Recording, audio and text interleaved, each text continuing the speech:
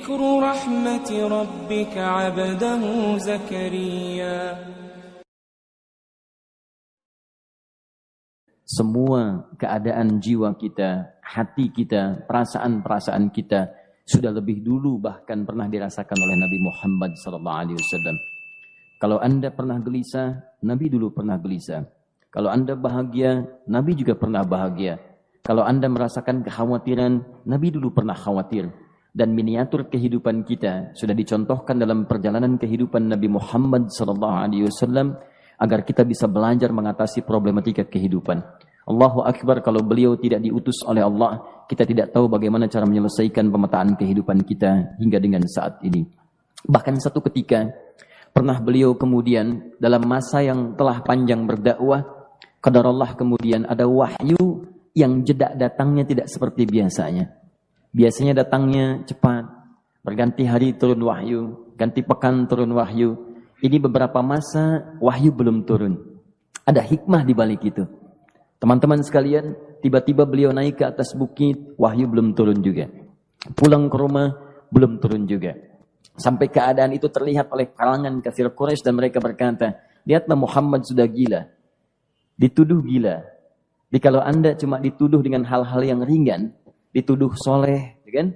Dituduh kemudian orang yang berubah, dituduh semakin beriman dan sebagainya. Barangkali itu lebih baik. Nabi dituduh gila, Anda bayangkan.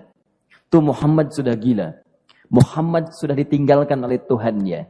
Muhammad sudah kehilangan pegangannya. Muhammad sudah tidak punya orientasi. Orangnya sudah nggak jelas. Bolak-balik tidak karuan. Naik ke atas bukit seakan-akan orang yang frustasi. Dan seterusnya. Tapi tahukah Anda apa yang terjadi? Setelah berbagai cacian, makian, tuduhan macam-macam diterima oleh Nabi SAW, lantas tibalah masanya Allah menurunkan satu surah, bahkan disandingkan dengan surah yang lainnya, bersandinglah dua surah ini secara bersamaan turun. Surah ke-93 dan surah ke-94-nya terkait berkelindan memberikan satu harapan yang sangat panjang. Kata Allah, "Wadduha wal laili idza saja." Ma wadda'aka rabbuka wa ma qala walal akhiratu khairul laka minal ula walasawfa yu'tika rabbuka fatarda alam yajidka yatiman fa'awa wa wajadaka dhallan fahada wa wajadaka 'ailan fa'aghna fa ammal yatima fala taqhar wa ammas sa'ila fala tanhar wa amma bi ni'mati rabbika fahaddits. Ya Muhammad, saya bersumpah dengan waktu duha. Kalau kita baca dengan ilmu balaghahnya, itu bukan sekedar sumpah mengilustrasikan waktu duha. Karena di ilmu balaghah itu nanti ada 3 turunan ilmu. Ada disebut ilmu ma'ani, ilmu mencari kata-kata sehingga ungkapannya sesuai untuk disampaikan. Mana kata-kata yang tepat untuk disampaikan dalam konteks yang ingin dibicarakan. Itu ma'ani namanya. Kemudian setelahnya ada ilmu bayan, bagaimana mengemas kosakata yang bagus ini sehingga bisa disampaikan dengan jelas, orang tidak bingung menerimanya, paham maksudnya. Kemudian setelah itu kadang-kadang jelas kalimatnya, tapi kedengarannya tidak indah. Woi, rapatkan, woi, apa belum paham juga? Rapatkan saf. Memang jelas, tapi nggak ngenakin. Maka bagaimana caranya disampaikan dengan jelas, tapi hati kita terasa nyaman, memuji. Terasanya nyaman diserahkan kepada Allah, tapi ada kebahagiaan, disampaikan tidak terasa tergurui, diperintahkan serasanya diberikan jalan untuk mendapatkan kebaikan. Maka yang ketiga disebut dengan ilmu badi' namanya. Ilmu menghiasi kalimat yang disampaikan sehingga terasa dengan nikmat. Turunannya nanti ada majaz namanya. Mengambil sebuah kalimatnya untuk diposisikan pada kalimat yang nyaman disebut dengan kinayah turunannya. Maka teman-teman kata Allah, wadduha. Diterjemahkan demi waktu duha. Bukan sekedar waktu duha. Karena duha itu ada cahaya yang indah. Dirasakannya enak. Antum keluar waktu duha kan enak tuh. Berjemur. Kata orang Sunda moyan gitu kan. Datang. Bahkan sampai dianalisis ada vitamin D-nya bisa terasakan. Ya, kemudian setelah itu ada kenikmatan enak suasananya. Seakan-akan dunia milik sendiri. Yang lain numpang. Wah, nyaman keluar itu. Baik, jadi wadduha itu ingin bersumpah mengilustrasikan waktu kenyamanan yang pernah dilalui. Kalau dalam bahasa tafsir yang luasnya, saya bersumpah Muhammad, demi segala kenikmatan yang pernah engkau rasakan dalam hidupmu, seperti engkau merasakan cahaya duha itu. Engkau pernah senang, saya bersumpah dengan kesenanganmu. Engkau pernah tenang, saya bersumpah dengan ketenanganmu. Engkau pernah nyaman, saya bersumpah dengan kenyamanan yang pernah engkau rasakan. Wal-laili idza saja. Dan aku pun bersumpah demi gelapnya malam. Demikian terjemahannya. Bukan sekedar gelapnya malam. Saja itu sesuatu yang pekat. Ya, ini belakang kelihatan agak gelap nih. Untuk memberikan proyek. Kesini aja Pak, saya cuma ngasih contoh. Contoh. Saya bukan mengeluh, bukan. Ingin memberi contoh. Ya, contoh pada ilustrasi yang mau saya sampaikan. Nggak apa-apa, biarkan saja. Saya mau contoh kasih kata saja. Ya, ini belakang agak gelap untuk memproyeksikan cahaya ke sini. Tapi yang mau saya sampaikan, kalau gelapnya begitu pekat, semua cahaya ini nggak ada. Cahaya nggak ada nih. Sama sekali tidak kelihatan. Saya mau tanya pada Anda, beraktivitasnya mudah atau sulit? Mudah nggak menemukan sendal Anda di luar? Belum tentu. Menemukan jalan keluar pun belum tentu mudah. Anda mesti meraba-raba jalan. Anda mesti kemudian melihat sesuatu dengan pandangan mata hati Anda. Raba, dan sebagainya. Sampai menemukan jalan itu pun belum tentu benar. Itulah yang disebut dengan gelapnya malam saja pekat. Kadang-kadang ada orang yang menghadapi satu kesulitan yang pekat. Suasananya siang. Cuman karena masalahnya begitu pekat seakan-akan membuat diri dia gelap. Jalan susah, limbung gitu. Kenapa gelap ya? Padahal terang. Karena masalah menggelimuti dirinya seakan-akan dia diselimuti masalah yang gelap. Bimbang dia. Makan gak enak, minum gak nyaman, dan seterusnya. Ya biasanya makan ayam tenang, ini dikasih yang lebih enak juga rasanya pahit. Gak enak zamannya. Maka kalau kita ilustrasikan dalam suasana tadi Muhammad, saya bersumpah, engkau pernah hidup nyaman, ataupun engkau mengalami masalah yang sangat pekat dalam kehidupan. Engkau alami sesuatu yang dahsyat. Sampai engkau bingung, bimbang, pekat. Mereka menuduhmu dengan macam-macam. Ma wadda'aka rabbuka wa ma qala. Saya pastikan kepadamu, dalam keadaan nyamanmu seperti dulu, ataupun engkau bimbang seperti sekarang, Tuhanmu tidak akan pernah meninggalkanmu ataupun menuduhmu gila. Orang-orang yang dekat dengan Allah Subhanahu wa ta'ala, maka Allah akan menjaganya, baik dalam keadaan yang tenang dan nyaman, ataupun dalam kesulitan yang luar biasa. Walal akhiratu khairul laka minal ula. Nanti saya akan tunjukkan kepadamu. Jika kamu telah tabah dan sabar menerima cacian mereka, menerima tuduhan mereka, nggak apa-apa, ini kan muqaddimah. Masa kamu masih panjang. Kamu masih panjang dalam berdakwah. Kehidupan kamu masih panjang membawa tugas dan misi. Kalau kamu belum bersabar pada yang sekarang, bagaimana dengan yang di masa depan? Tapi saya pastikan kepadamu, jangankan yang seperti ini, masalah pekat yang paling hebat pun kamu akan hadapi, yang membuat kamu sedemikian sulit lebih daripada ini, yakinkan pada jiwamu, aku tidak akan pernah meninggalkanmu. Ini prinsip dalam kehidupan kita. Jika Anda menggantungkan hidup kepada Allah, Anda bersandar dengan baik kepada Allah, maka ayat ini akan mengatakan, teman-teman sekalian, Allah tidak akan pernah meninggalkan Anda dalam setiap kehidupan Anda.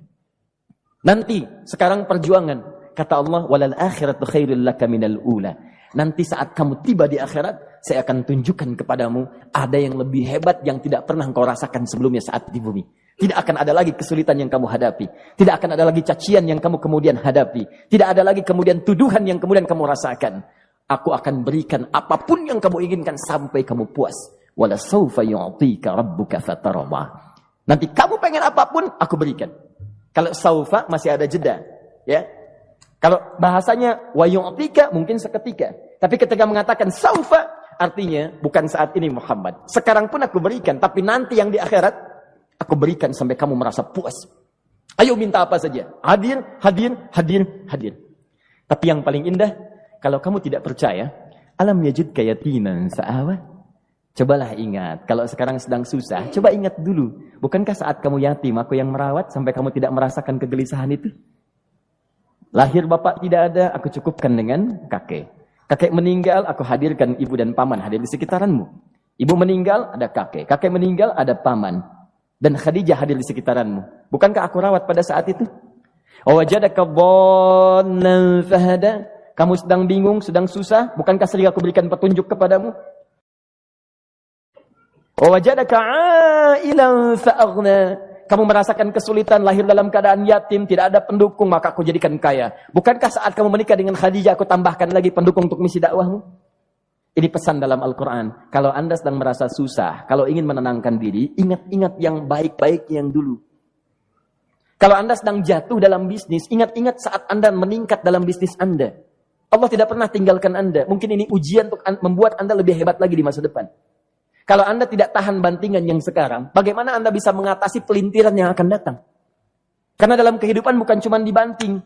Anda mungkin mengalami penyingkiran, penyungkuran, lipatan, guntingan, bantingan, macam-macam.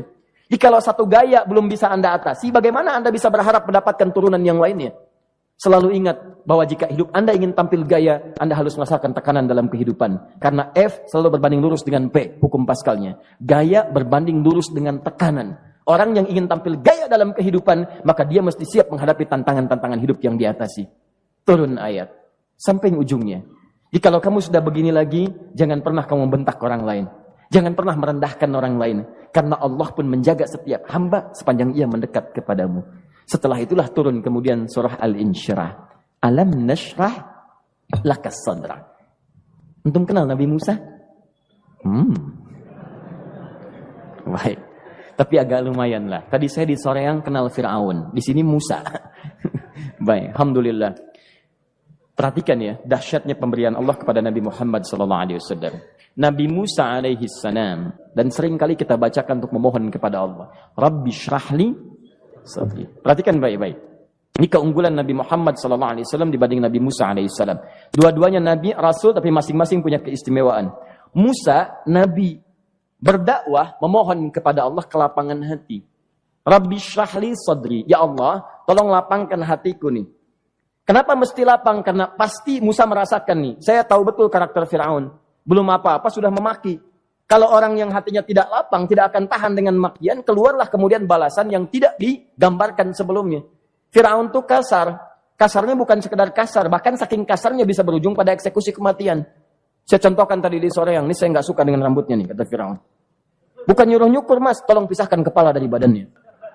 Gitu gayanya tuh, Fir'aun. Ya.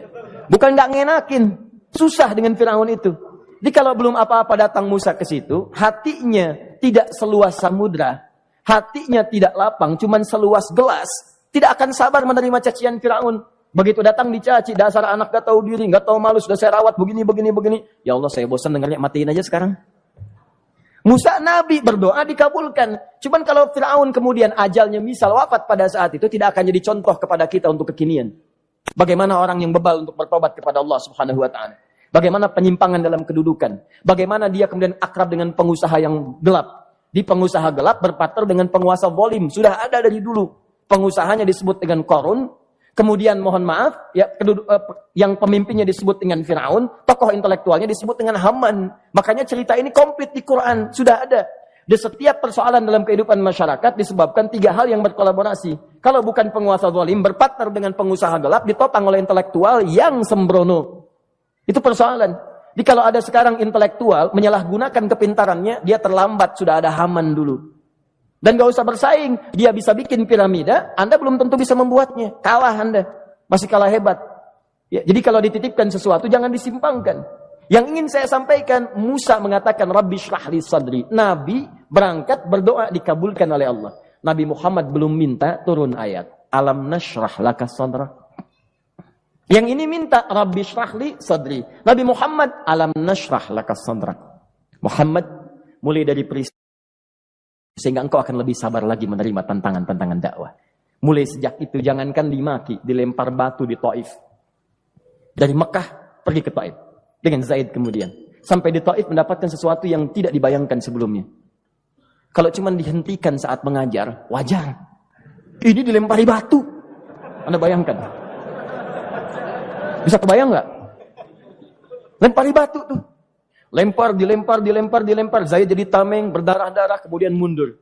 Mundur, beristirahat di bawah tepian pohon. Begitu beristirahat, datang malaikat penjaga 2 gunung. Turun malaikat dengan kesal mengatakan, Ya Rasulullah, mud yadaika ilas sama. Ya Rasulullah, angkat tanganmu ke langit. Minta kepada Allah, aku angkat 2 bukit di Taif, aku himpit keduanya mereka. Aku himpit penduduk Taif dengan 2 bukit itu. Apa jawab Nabi? Karena sudah mendapatkan kelapangan, ketenangan, belajar dari peristiwa-peristiwa tadi, indah jawabannya. Lah, katanya, tolong jangan lakukan. Innahum qaumun la ya'lamun. Mereka belum paham saja. Mereka belum mengerti. Tolong jangan lakukan. Aku bermohon kepada Allah.